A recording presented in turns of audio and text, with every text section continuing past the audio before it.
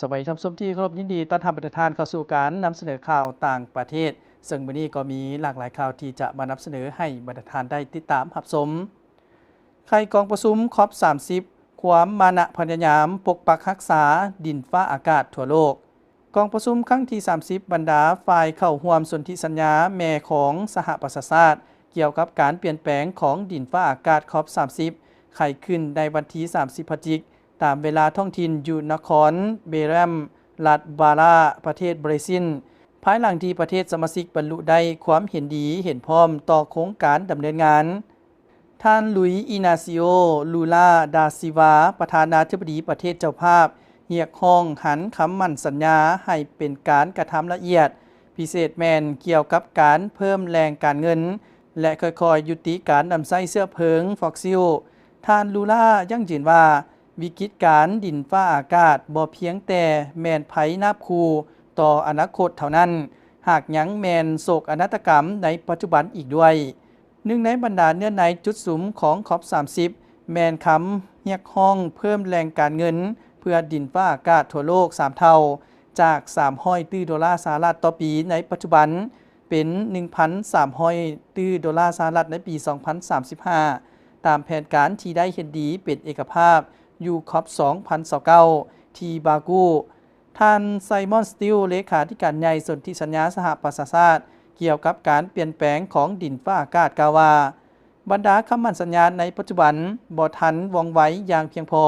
เพื่อสามารถลดพรการปล่อยไอพิษในทั่วโลกได้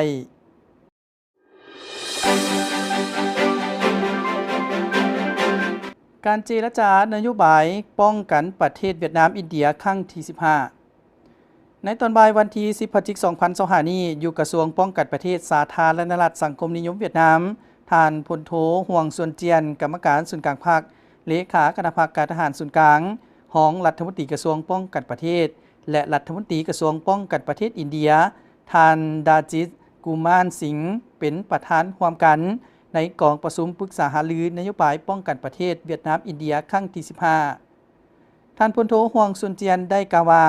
ในระยะผ่านมาการพัวพันมิตรภาพที่เป็นหมุนเสื้อระหว่างเวียดนามอินเดียได้รับการเพิ่มทวีและพัฒนาอย่างบ่หยุดยั้งพิเศษแมนนับแต่2ประเทศได้ยกระดับการพัวพันเป็นคู่ร่วมมือยุทธศาสตร์รอบด้านในปี 2016 ทั้ง2ฝ่ายเห็นดีเป็นเอกภาพสืบต่อสมทบกันอย่างแน่นแฟ้นเพื่อแนะใส่สุขโยบรรดาเนื้อในคือ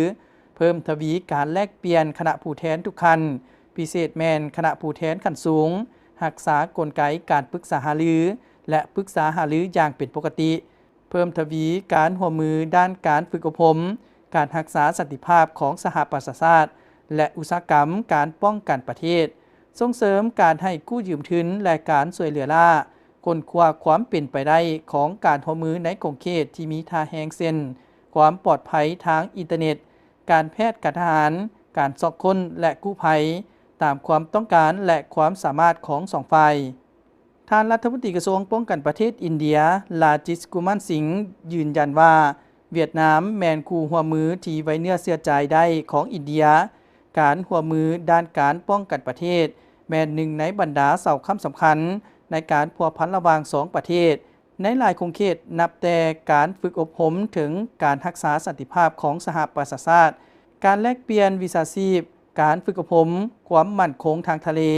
อุตสาหกรรมป้องกันชาติการเจรจานโยบายป้องกันชาติเวียดนามอินเดียครั้งที่15แมนโอกาสเพื่อให้2ฝ่ายปรึกษาหารือบรรดาเนื้อในร่วมมือในอนาคตประกอบส่วนพัฒนาการพัวพันร่วมมือด้านป้องกันชาติ2ฝ่ายเป็นเสาค้ำสำคัญและยุทธศาสตร์ของการพัวพันคู่ร่วมมือยุทธศาสตร์รอบด้านเวียดนามอินเดียกับชมและทั้งหมดนั้นก็เป็นข่าวสารต่างประเทศที่ได้นำมาให้ประธานได้ติดตามรับชมวันนี้เวลาของการนำเสนอข่าวก็ได้หมดลงเพียงเท่านี้พบกันใหม่ในมื้อหน้าสำหรับวันนี้สวัสดี